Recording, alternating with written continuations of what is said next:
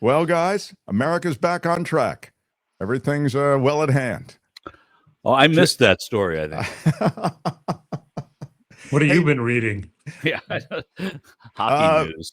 the immigration, we were talking about the immigration story, and, that is an umbrella. Obviously, it's within that, there are all of these other stories and bizarre acts, everything from imprisoning and trying to deport academicians who have been swept up to the El Salvadoran thing where you ship all of these people out without habeas corpus, any kind of a due process. And then Do we not have ding words? Sorry, anymore. we have them. Yes, Okay. habeas corpus. Academician. Academician is a ding word. You're absolutely right. Anyway, what I'm struck by, and I'll give this to you, Jim, first, because you do a lot of historically reporting about the border and border crossings and immigration issues. I'm just struck by how far-reaching all of this is. Yeah, I carry my passport. It's when you live in an area like I live in, San Diego, you never know who's going to pull you over, who's going to decide that, or if you go across the border. I have a family house down in Baja that we hardly use anymore because it's dangerous to there and also dangerous to come back. You might not make it past the border. What most people apparently by the polls favored the crackdown on the border and even deporting of criminals. But what's happened, of course, is we've seen that it's not criminals. It's people who are innocent, people who have the wrong last name, people who don't have their papers up to date, and they're being and some people who have lived here for years, decade, and they're working in our gardens, our restaurants, our fields, and they're getting sent out even though they have no record of criminal activity. And I think that's where he's overstepping, and I think that's why his Donald Trump's favorability ratings are going down. That he takes everything too far and he does everything ham-handed, including tariffs, including deportation and immigration, and that's where he's in trouble, and that's why he is in trouble right now. Michael, we were talking just in the last hour about the fact that the economy, as Jim has sort of just noted as he was going down those things that Trump has sort of oversteered on, the economy does hit people, and there is a fear perhaps instilled in people that's happened quickly as a result of the tariffs.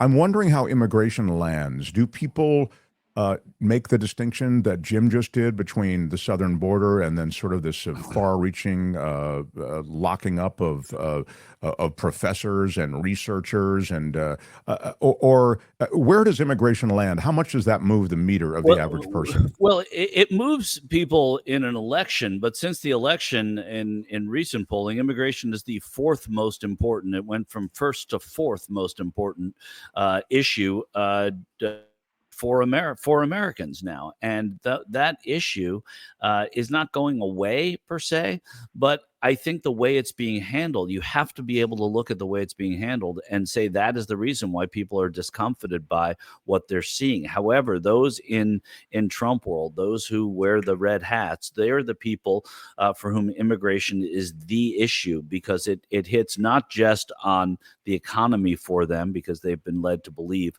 that it is an economic drain, but it also it hits on America first.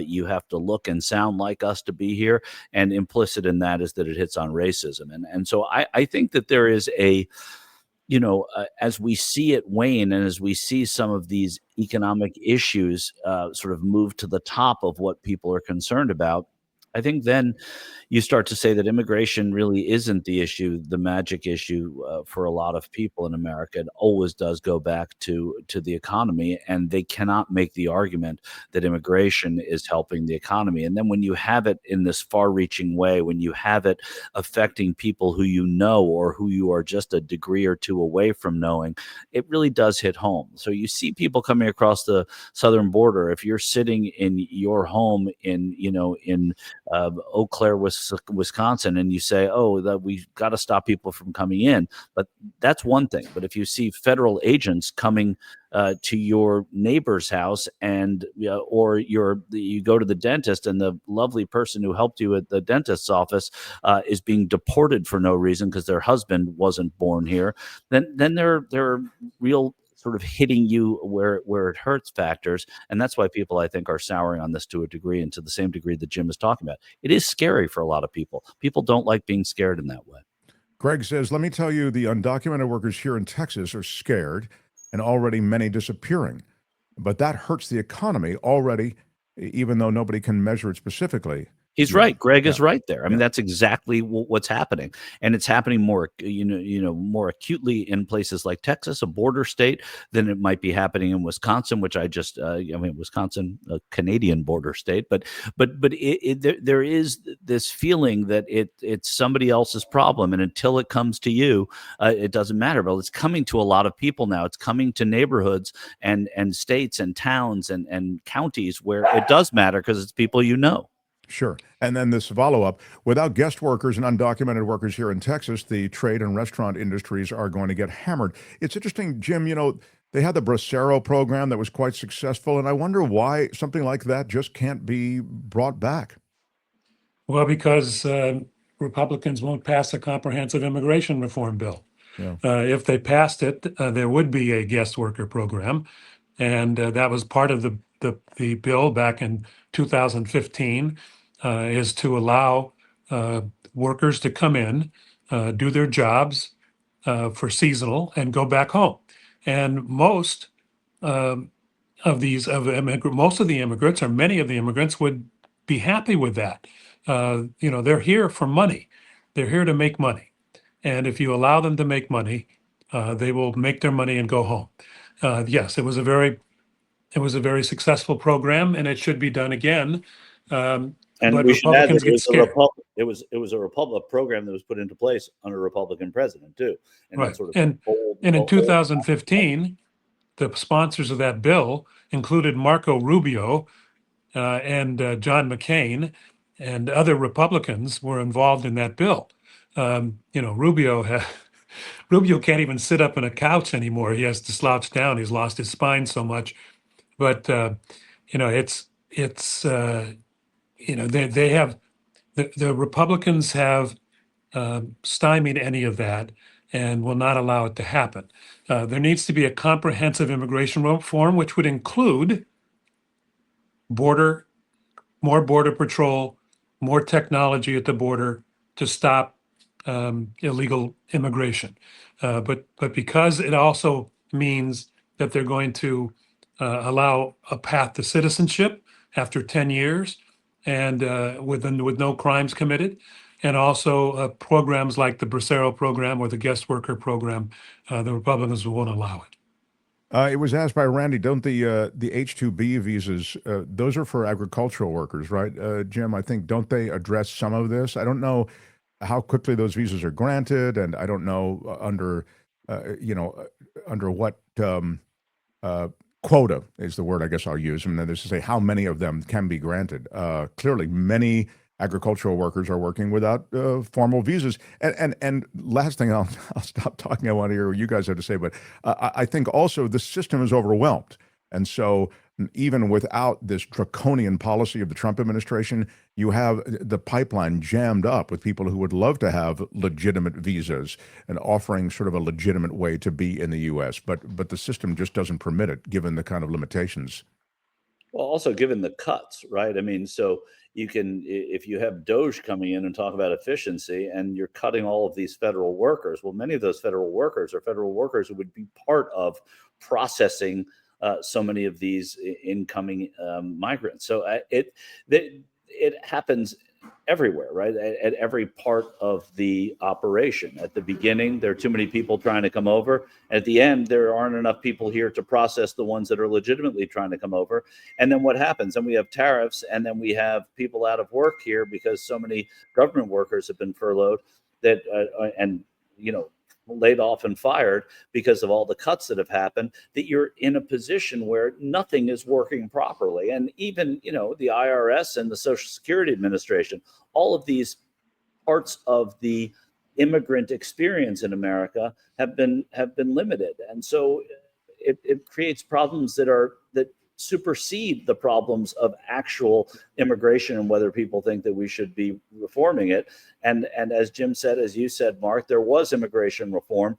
It was on the table in the last administration and when President Biden was in office and the Democrats had Senate control, there was a compromise bill that Donald Trump, out of office, said that we can't pass because we don't want to do good things because that'll make Biden look good. So it isn't Right. about, when you talk about America first, there's nothing first about America if you're rooting against improving it. And that's a big problem.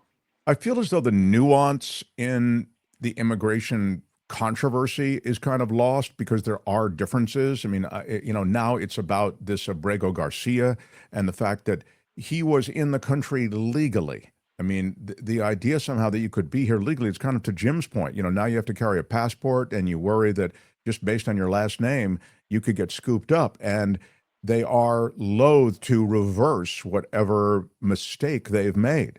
And Tom Homan is saying the court order that actually allowed Abrego Garcia to be in this country legally, and the court order demanding his return, those are meaningless, to use his word, because the Trump administration has designated MS-13 as a terrorist organization, and Homan repeatedly is pushing the fact that this guy is part of that group. But again, that hasn't been something that has been presented to a judge prior to this deportation and this mass deportation of these Venezuelans.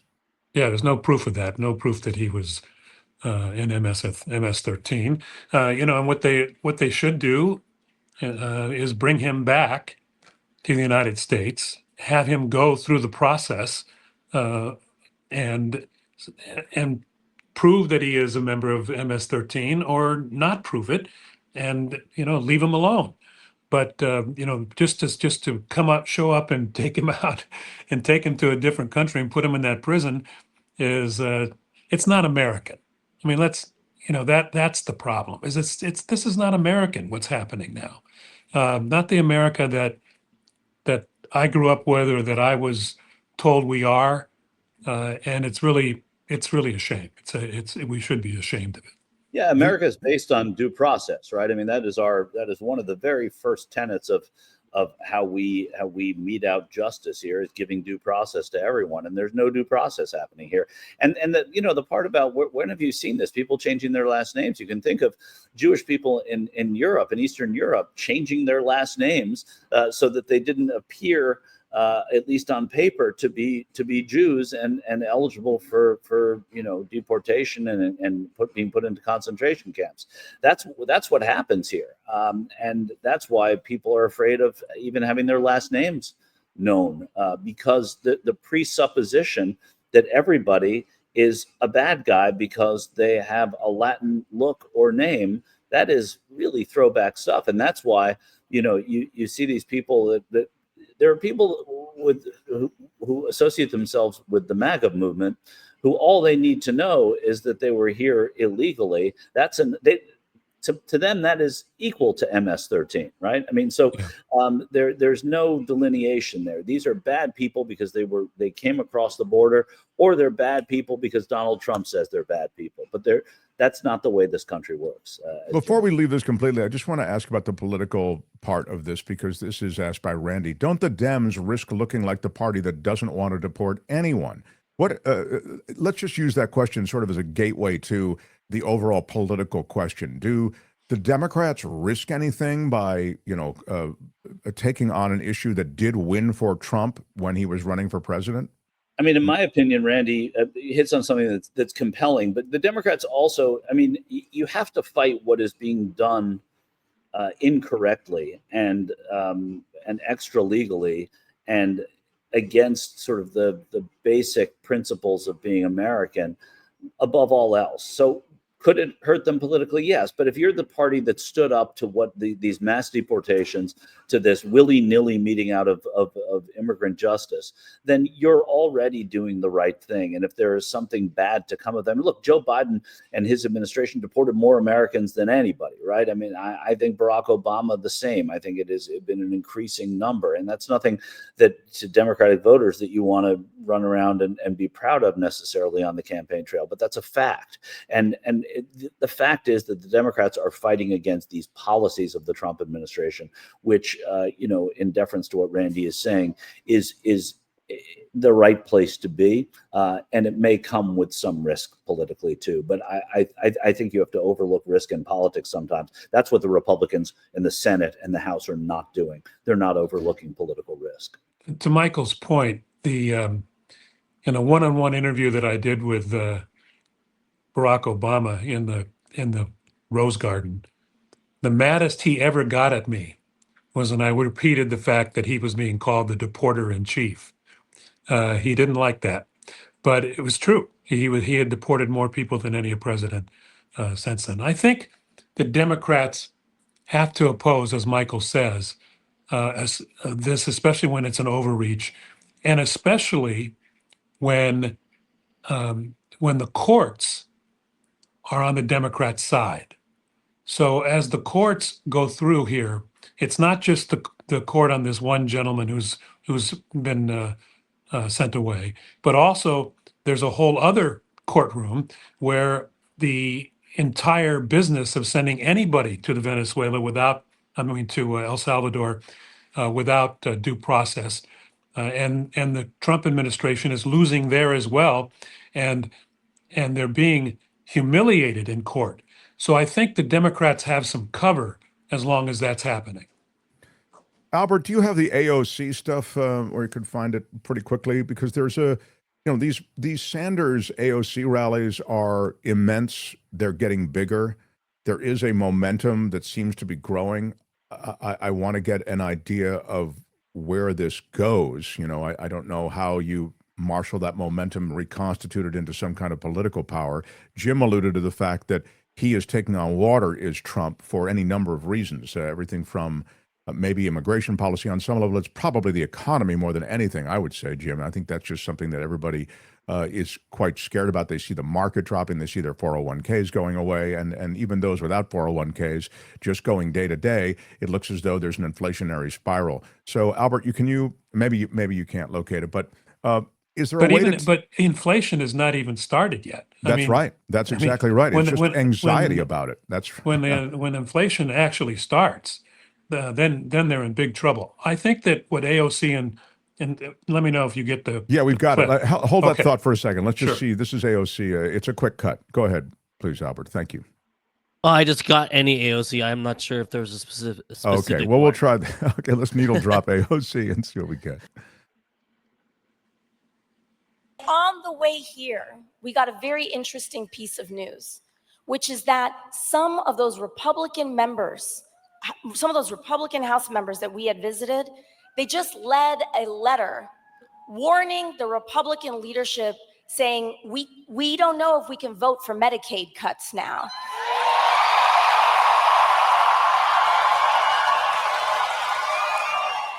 That's you, Missoula.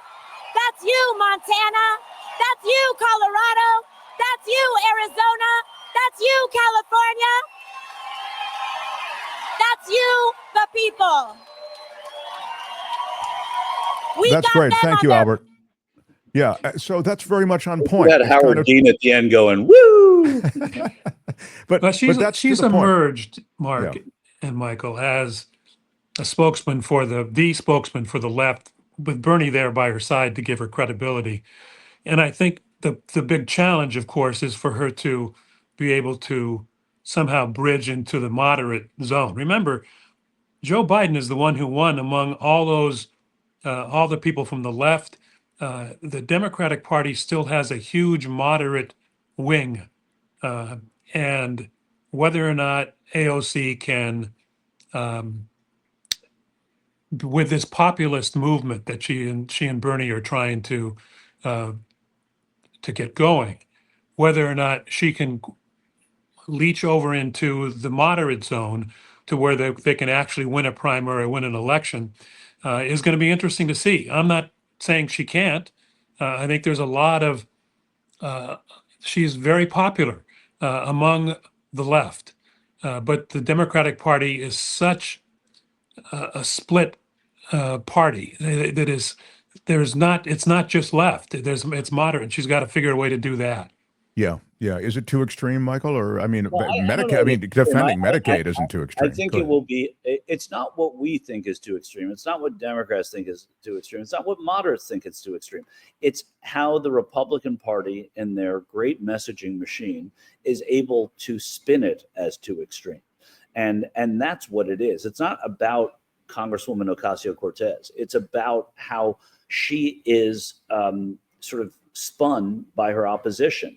And Demonized. and demonized, and the way that they've done that to Clinton and to Harris and to others, and to Biden, both successfully and unsuccessfully. And so I think that they're very good at that. And that's why the Democrats, in order to win the presidency, are going to need all the people that are in that hall in Missoula, Montana. I'm not sure it will help in Montana, but in many of the halls that they've been filling around the country, they're going to need those voters to be excited.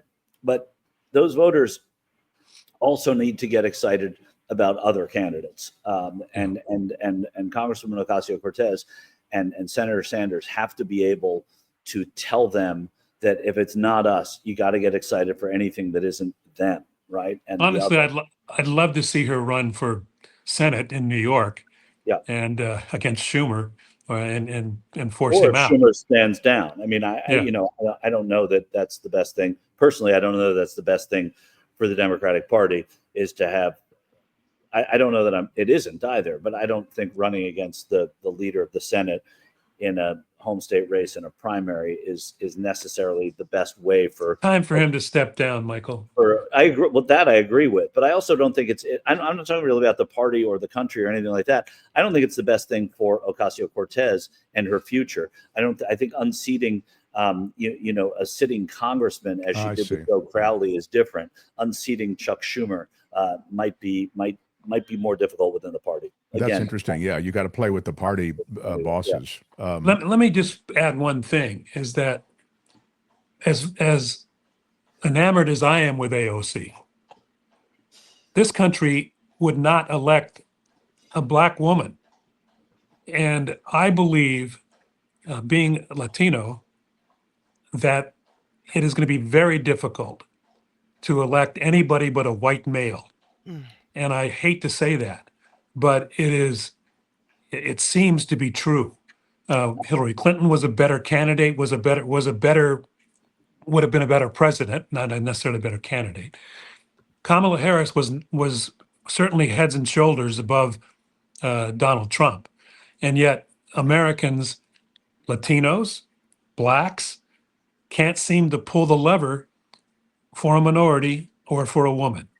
So if the Democrats want to win, it's my cynical belief that it's going to have to be a white male.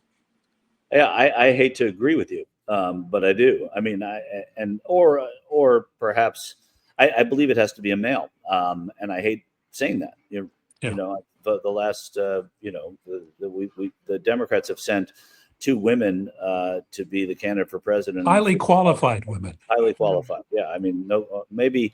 Among the most qualified. Certainly, I don't know about Harris, but certainly Hillary Clinton among the most qualified people to run for president in any of our lives, and they didn't win, but they were running against a sort of an anomalous candidate with an anomalous movement, perhaps. But I think that you got to stop taking risks, and sadly, that seems to be a political risk for the moment. Kim, did you have something? I didn't mean to, I saw you duck in a couple of times. If you had Oh, something. yeah. Well, I was you're talking about AOC. I think we have the video of her talking about Social Security, which I thought was interesting as well. And I was reading an article that Nate Silver, the great predictor of political things, he is saying that his prediction is that AOC will be the candidate in 2028. Sadly, though, I agree with you. As a woman who watched Hillary Clinton, the more the obviously more capable candidate go down to defeat, and felt slapped down because it looked like America didn't want a woman in the White House. And then we have, again, knowing what we were getting with Trump, and again, they slapped down the more capable candidate, in my opinion. It feels like we're not going to, in our lifetimes, we probably won't see a woman in power in America. Well, maybe in yours, Kim, not in mine. Let's take a look at let's take a look at this video, because I know Mark sent it to me and I watched it last night. It was really, really good. Just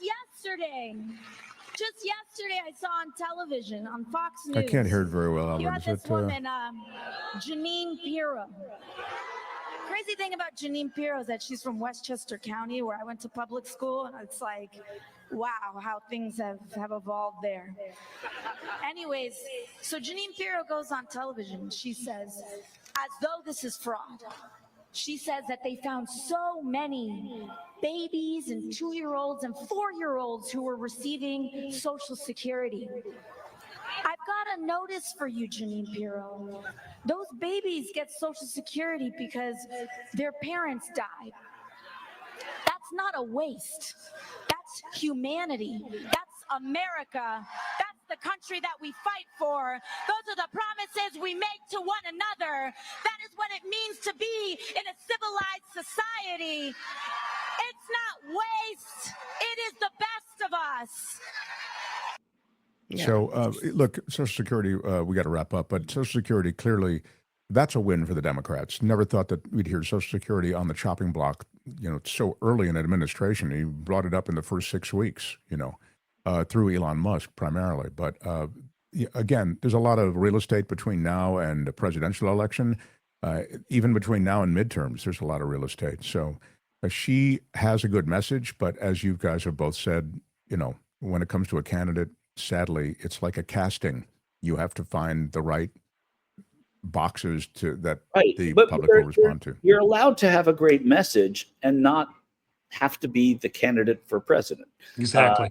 And I think it's really important what this senator and this representative are doing in getting people a year and a half ahead of a midterm, 3.5 years ahead of a general, getting Democrats excited, unified, talking to them, rallying them. That these are rallies. That's what you do at a rally, and I think that's super important. And be impressed. And maybe people do want her to be president, and that's great too. But they don't. You can do both. Sure.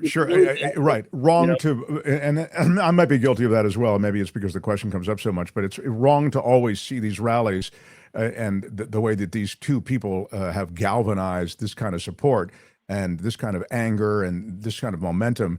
Wrong to see it always through the prism of, well, could they be president? Could she be president? Right. You're absolutely right about that. And Senator Cory Booker with his filibuster on the floor, talking about every single thing that the Trump administration is doing against us.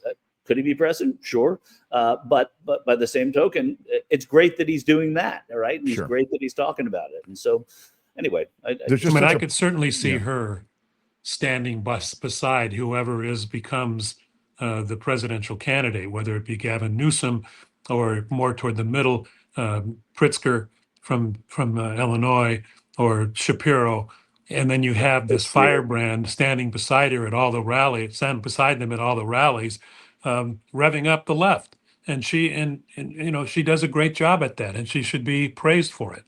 And doing in a sense, and I know you're up against the clock here, but doing in a sense what many Democrats complained, whether correctly or incorrectly, that Senator Sanders didn't do for Hillary Clinton in 2016, doing that for whoever the next candidate is, if it isn't themselves, in 2028.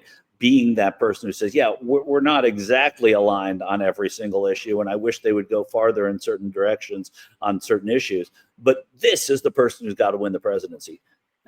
Congresswoman Ocasio-Cortez is very good at doing that. She did it for Joe Biden, and now is being much more vocal about it in sort of a general way, and I think that's very effective. Michael Shure, you're hosting for me next week, are you not? Yeah, yes, I will be hosting it. We'll be talking about that later. But are you solid on it, or is there an issue? We'll talk a little later. Okay.